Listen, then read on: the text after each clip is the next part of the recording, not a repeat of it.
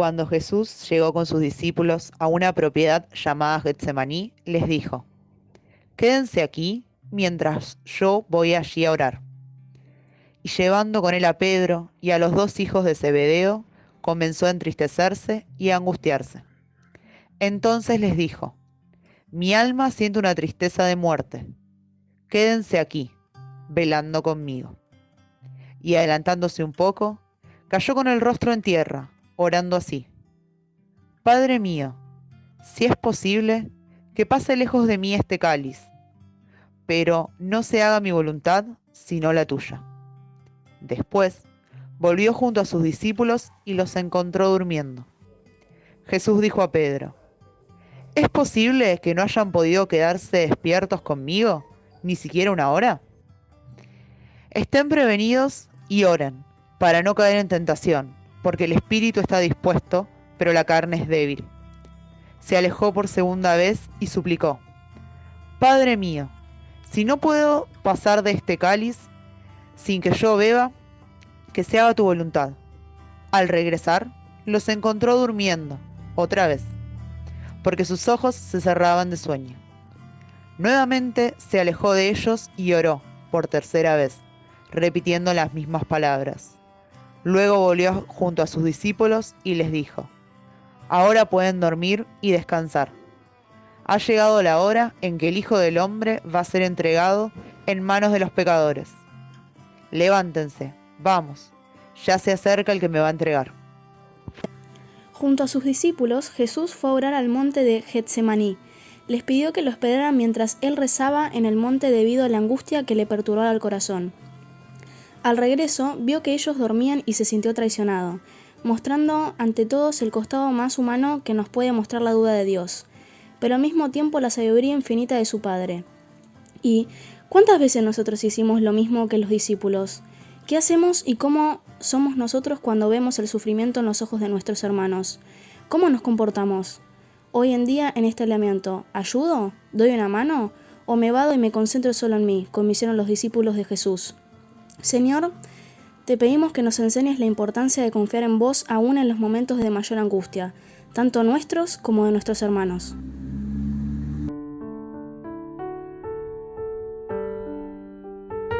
Jesús estaba hablando todavía cuando llegó Judas, uno de los 12, acompañado de una multitud con espadas y palos, enviada por los sumos sacerdotes y los ancianos del pueblo. El traidor les había dado la señal: «Es aquel quien voy a besar, deténgalo». Inmediatamente se acercó a Jesús, diciéndole: «Salud, maestro», y lo besó. Jesús le dijo: «Amigo, cumple tu cometido». Entonces se abalanzaron sobre él y lo detuvieron. Jesús sabía que Judas lo iba a entregar, que lo iba a traicionar, y sin embargo se dejó besar, se dejó abrazar por ese amigo que lo había vendido por un par de monedas. Ahí vemos el gran amor que le tiene Jesús, que incluso lo perdona, no se enoja, ni le grita, ni lo aparta. Él se deja besar. ¿Cuántas veces somos Judas y cuántas veces somos Jesús? A todos nos traicionó un amigo o alguien de nuestra familia. Tiraron la piedra y escondieron la mano. Hablaron mal de nosotros y después nos saludaban con un abrazo, como Judas, que lo abrazó a Jesús, pero también traicionamos. ¿Cuántas veces nos dejamos llevar por la conversación? Y en vez de defender a esa persona que tanto queremos, decidimos criticarla y hundirla. Hacemos eso y más, porque todos somos y fuimos Judas, y todos somos y fuimos Jesús.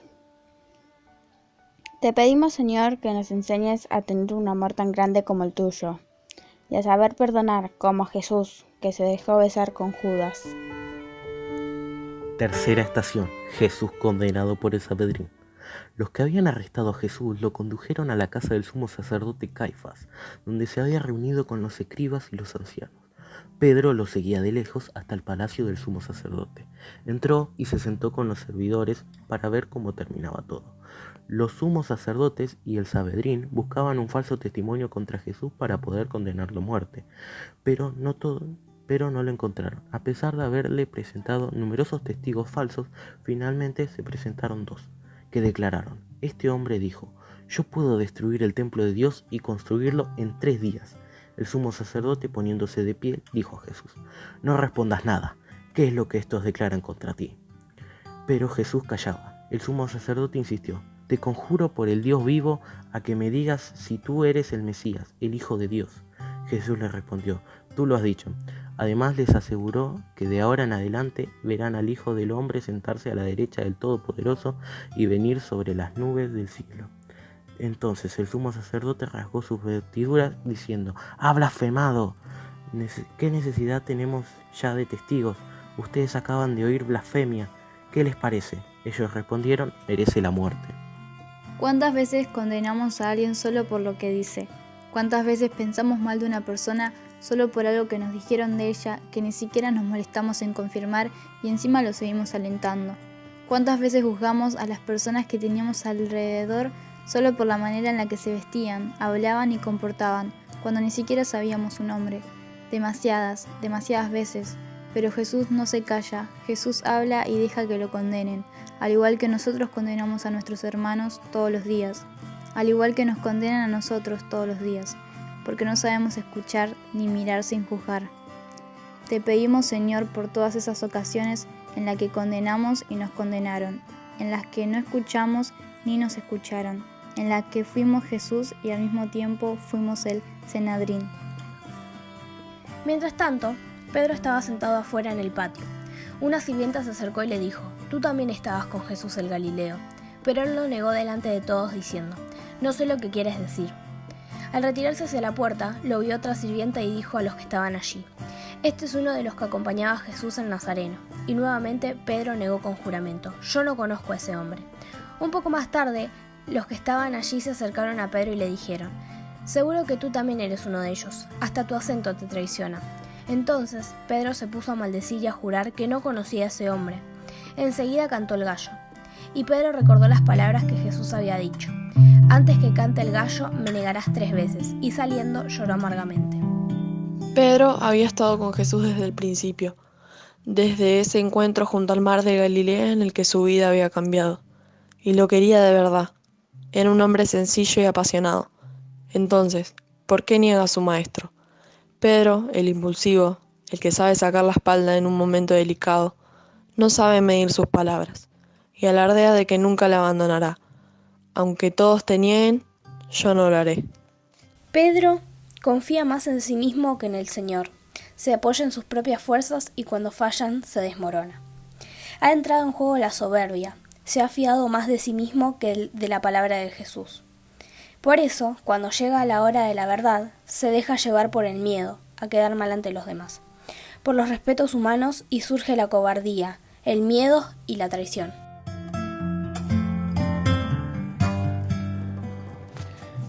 Cuando amaneció, todos los sumos sacerdotes y ancianos del pueblo deliberaron sobre la manera de hacer ejecutar a Jesús. Después de haberlo atado, lo llevaron ante Pilato, el gobernador, y se lo entregaron. Jesús compareció ante el gobernador y éste le preguntó: ¿tú eres el rey de los judíos? Él respondió: tú lo dices. Al ser acusado por los sumos sacerdotes y los ancianos, no respondió nada. Pilato le dijo: ¿no oyes todos los que declaran contra ti? Jesús no respondió a ninguna de sus preguntas, y esto dejó muy admirado al gobernador. En cada fiesta, el gobernador acostumbraba a poner en libertad a un preso, a elección del pueblo. Había entonces uno famoso llamado Barrabás. Pilato preguntó al pueblo que estaba reunido: ¿a quién quieren que ponga en libertad? ¿A Barrabás o a Jesús, llamado el Mesías? Él sabía bien que lo habían entregado por envidia. Mientras estaba sentado en el tribunal, su mujer le mandó decir: no te mezcles en el asunto de este justo, porque hoy, por su causa, tuve un sueño que me hizo sufrir mucho. Mientras tanto, los sumos sacerdotes y los ancianos convencieron a la multitud que pidiera la libertad de Barrabás y la muerte de Jesús. Tomando de nuevo la palabra, el gobernador les preguntó: ¿a cuál de los dos quieren que ponga en libertad? Ellos respondieron: a Barrabás. Pilato continuó: ¿y qué haré con Jesús llamado el Mesías? Todos respondieron: que sea crucificado. Él insistió: ¿qué mal ha hecho? Pero ellos gritaban cada vez más fuerte: ¡que sea crucificado! Al ver que no se llegaba a nada, sino que aumentaba el tumulto, Pilato hizo traer agua y se lavó las manos delante de la multitud, diciendo: yo soy inocente de esta sangre, es asunto de ustedes. Y todo el pueblo respondió: que su sangre caiga sobre nosotros y sobre nuestros hijos. En estos tiempos de dificultad, en esta época de aislamiento y soledad, no tenemos que ser Pilato, que se lava las manos, que la situación le resbala y no se involucra. Desde nuestro lugar siempre podemos ayudar un poquito, porque en estos momentos de sufrimiento hay necesidades por todos lados. Por eso, debemos ser una multitud aclamando por la liberación de Jesús y por la solidaridad. Tenemos que gritar e involucrarnos, ya sea donando alimentos, ayudando a una señora mayor con la compra del súper para que no tengan que exponerse, ayudar a nuestro hijo, sobrino o hermano con la tarea que no entiende, rezando todos los días por la salud del mundo o llamando a nuestra abuela para decirle lo mucho que la amamos y sacarle una sonrisa. Te pedimos, Señor, por las multitudes que aclaman la liberación de Barrabás, para que se transformen en multitudes que aclamen por Jesús y por la solidaridad, para involucrarnos y no lavarnos las manos. Sexta estación. Jesús es flagelado y coronado de espinas. Entonces, Pilato puso en libertad a Barrabás y a Jesús, después de haberlo hecho azotar. Lo entregó para que fuera crucificado. Los soldados del gobernador llevaron a Jesús al pretorio y reunieron a toda la guardia alrededor de él. Entonces lo desvistieron y le pusieron un manto rojo. Luego tejieron una corona de espinas y la colocaron sobre su cabeza. Pusieron una caña en su mano derecha y, doblando la rodilla ante él, se burlaban diciendo: «Salud, rey de los judíos». Y escupiéndolo le quitaron la caña y con ella le golpeaban la cabeza. Los judíos colocaron la corona de espinas a Jesús como una burla, sin saber que estaban coronando en realidad, a pesar de su brutalidad, al Rey de Reyes, al Señor de Señores, a quien con su muerte en la cruz nos estaba dando vida eterna. Te pedimos, Señor, por todas esas personas que condenamos sin saberlo. Ilumínanos para que en lugar de salir condenas de nuestros labios, salgan palabras de amor, gratitud y comprensión.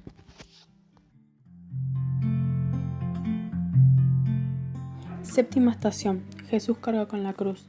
Después de haberse burlado de él, le quitaron el manto, le pusieron de nuevo sus vestiduras y lo llevaron a crucificar.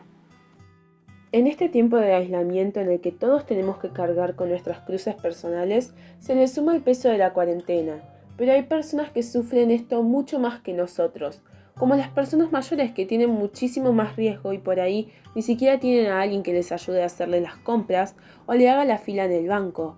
Las personas en situación de calle, que están muchísimo más expuestos a sufrir el virus con la panza vacía, como las personas que tienen alguna enfermedad o algún problema con el corazón, que son muy vulnerables a que algo les pase, y como las familias numerosas pobres que tienen que convivir las 24 horas del día en una misma habitación. Ellos cargan con cruces más pesadas que las nuestras. Te pedimos, Señor, por todos aquellos que cargan con cruces mucho más pesadas que las nuestras. Al salir, se encontraron con un hombre de Cirene, llamado Simón, y lo obligaron a llevar la cruz. Los cireneos que ayudan a cargar con las cruces son los que están al lado de los enfermos, los que hacen turnos de 48 horas, que sacrifican su salud, su vida y la de sus familias por ayudar, que usan los dones que Dios les dio para curar. Son los que trabajan día a día en las farmacias, los que están atrás del mostrador en un supermercado, los que trabajan la tierra para cosechar y los que están en fábricas ayudando a que nosotros no falten ni la comida ni las cosas esenciales que necesitamos para vivir. Porque todos estamos cargando con esta cruz obligados, porque a nadie le gusta el momento por el que la sociedad está pasando, pero ellos son los que se ponen la capa y se convierten en héroes. Te pedimos, Señor, que le des fuerzas a todos esos héroes sin capa, a esos cireneos que tienen que salir de sus casas para que nosotros no salgamos de las nuestras. Por favor, acompáñalos en este camino de solidaridad y no los dejes solos. Lo seguían muchos del pueblo y un buen número de mujeres que se golpeaban el pecho y se lamentaban por él. Pero Jesús, volviéndose hacia ellas, les dijo: «Hijas de Jerusalén, No lloren por mí, lloren más bien por ustedes y por sus hijos, porque se acerca el tiempo en que se dirá, felices las estériles, felices los senos que no concibieron y los pechos que no amamantaron. Entonces se dirá a las montañas, caigan sobre nosotros, y a los cerros, sepúltennos, porque si así tratan a la leña verde, ¿qué será de la leña seca? En este tiempo de confinamiento, en esta época en la que todos nos quedamos en nuestros hogares, ¿cómo hacen las mujeres que sufren violencia para llamar hogar al lugar donde tienen que convivir las 24 horas del día con su agresor? ¿Cómo soportan en la misma habitación de su abusador, su violador, sabiendo que solo hace falta decir una palabra para que las condene? ¿Cómo resisten al humor que día a día caracteriza al golpeador? En esta época de quedarnos en nuestras casas, hay miles de mujeres que sufren por quedarse en las suyas con su victimario y no pueden ni siquiera darse el lujo de llamar para hacerle una denuncia. Te pedimos, Señor, por todas esas mujeres que están sobreviviendo a la cuarentena bajo el mismo techo que su victimario. Dale fuerzas y no te vayas de su lado. Cuando llegaron al lugar llamado Gólgota, que significa lugar del cráneo, le dieron de beber vino con hielo. Él lo probó, pero no quiso tomarlo. Después de crucificarlo, los soldados sortearon sus vestiduras y se los repartieron. Y sentándose allí, se quedaron para cuestionarlo. Colocaron sobre su cabeza una inscripción con el motivo de su condena. Este es Jesús, el rey de los judíos. Al mismo tiempo, fueron crucificados con él 2 ladrones, uno a su derecha y otro a su izquierda. Los que pasaban lo insultaban y moviendo la cabeza decían: tú, que destruyes el templo y en 3 días lo vuelves a edificar, sálvate a ti mismo, si eres hijo de Dios, y baja de la cruz. De la misma manera, los sumos sacerdotes junto a los escribas y los ancianos se burlaban diciendo: ¿has salvado a otro y no puedes salvarte a sí mismo? Es rey de Israel, que baje ahora de la cruz y creeremos en él. Ha confiado en Dios, que él lo libre ahora si lo ama, ya que él dijo: yo soy hijo de Dios. También lo insultaban los ladrones crucificados con él. Jesús hizo un sacrificio al entregarse y ser crucificado para salvarnos y liberarnos a nosotros. Pese a esto, a modo de alivianar su dolor, nuestra evolución sería no pecar, ya que podemos simbolizar nuestros pecados con los clavos y así tomar conciencia y no hacer más grande su sufrimiento, porque al estar expuesto en la cruz, también estamos expuestos nosotros a que se vean nuestros pecados. Porque cuanto más dolor expresa Jesús, más pecados son los que estamos cometiendo nosotros. Te pedimos, Señor, que nos enseñes a aliviar los dolores de los demás, a escuchar y perdonar, porque así aliviamos también el nuestro. Uno de los malhechores crucificados lo insultaba diciendo: ¿no eres tú el Mesías? Sálvate a ti mismo y a nosotros. Pero el otro increpaba diciéndole: ¿no tienes temor de Dios, tú que sufres la misma pena que él? Nosotros la sufrimos justamente porque pagamos nuestras culpas, pero él no ha hecho nada malo. Y decía: Jesús, acuérdate de mí cuando vengas a establecer tu reino. Él le respondió: yo te aseguro que hoy estarás conmigo en el paraíso. Jesús hizo un sacrificio gigante al entregarse y dejarse crucificar para salvarnos y liberarnos, y nosotros lo único que hacemos es causarle más dolor del que ya tiene, insultándolo, negándolo y pecando. Tendríamos que tomar conciencia y no hacer más grande el sufrimiento que él está pasando, pero lo hacemos. Él se expone en la cruz al igual que nosotros tenemos expuestos todos nuestros pecados. ¿Qué podemos hacer para alivianar su sufrimiento y el nuestro? Señor Jesús, hoy te pedimos por aquellos que se burlan de vos o no creen en tus palabras, que en este día puedan descubrir el poder de tu grandeza y abrir el corazón para conocerte. Junto a la cruz de Jesús estaban su madre, la hermana de su madre, María de Cleofás y María de la Magdalena. Jesús, al ver a su madre y cerca al discípulo que tanto quería, dijo a su madre: «Mujer, ahí tienes a tu hijo». Luego dijo al discípulo: «Ahí tienes a tu madre». Y desde aquella hora el discípulo la recibió en su casa. Alrededor de la cruz, gritos de odio. A los pies de la cruz, presencias de amor. Estaba allí, firme, la madre de Jesús. Con ella otras mujeres, unidas en el amor alrededor del moribundo. Cerca, el discípulo amado, no otros. Solo el amor ha sabido superar todos los obstáculos. Solo el amor ha perseverado hasta el final. Solo el amor engendra otro amor. Y allí, a los pies de la cruz, nace una nueva comunidad. Allí, en el lugar de la muerte, surge un nuevo espacio de vida. María acoge al discípulo como hijo. El discípulo amado acoge a María como madre. La tomó consigo entre sus cosas más queridas. Tesoro inalienable del cual se hizo custodio. Solo el amor puede custodiar al amor. Solo el amor es más grande que la muerte. Reflexión. Junto a la cruz de su Hijo estaba María su madre y su discípulo más amado, Jesús. Antes de morir, nos deja un acto de ternura. Él no quiere que María se quede sola y así le deja como hijo a su discípulo. Mujer, ahí tienes a tu hijo. Jesús quiere darle a María una descendencia mucho más numerosa y grande. Él nos dice que ahí tenemos a nuestra madre y así con un acto de amor sella nuestro vínculo con ella para que todos podamos llamarla madre. Señor Jesús, te pedimos hoy por todas nuestras madres, pero también por todos los hijos, para que podamos seguir perpetuando ese amor incondicional y para que nuestros vínculos se fortalezcan aún más en esta situación que le toca vivir al mundo. Exclamó en altavoz: Elí, Elí, lema sabactani, que significa: Dios mío, ¿por qué me has abandonado? Algunos de los que se encontraban allí, al oírlo, dijeron: está llamando a Elías. Enseguida, uno de ellos corrió a tomar una esponja, la empapó en vinagre y poniéndola en la punta de una cabaña le dio de beber. Pero los otros le decían: espera, veamos si Elías viene a salvarlo. Entonces Jesús, exclamando otra vez con voz potente, entregó su espíritu. Inmediatamente el velo del templo se rasgó en dos. De arriba abajo, la tierra tembló, las rocas se partieron. ¿Cuántas veces dudamos de lo que el Señor nos dice? ¿Cuántas veces hicimos la vista gorda, oídos sordos porque era lo más cómodo? ¿Cuántas veces esperamos hasta que se oscureciera el cielo y temblara la tierra? Hoy, más que nunca, Dios y Jesús nos están llamando. Sin distracciones, sin excusas. Nos cuesta tanto dejar nuestras cosas de lado, recordarnos a nosotros mismos lo que verdaderamente importa. Lo hermoso que es sentir el amor que Dios nos da y que Dios nos pide. Aunque no parezca, nuestro Padre nos está dando una mano. Atravesaremos una Pascua absolutamente diferente a la que toda nuestra vida vivimos. Sin embargo, nos va a permitir sentir más plena y puramente lo que verdaderamente significa. No dejemos que oscurezca el cielo, vivamos y sintamos. No desaprovechemos esta mano ni esperemos, como en el texto, a ver si Dios reacciona.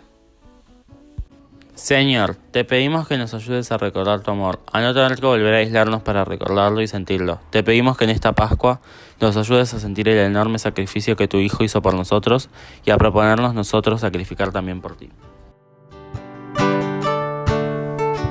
Había allí muchas mujeres que miraban desde lejos. Eran las mismas que habían seguido a Jesús desde Galilea para servirlo. Entre ellas estaban María Magdalena, María, la madre de Santiago y de José, y la madre de los hijos de Zebedeo.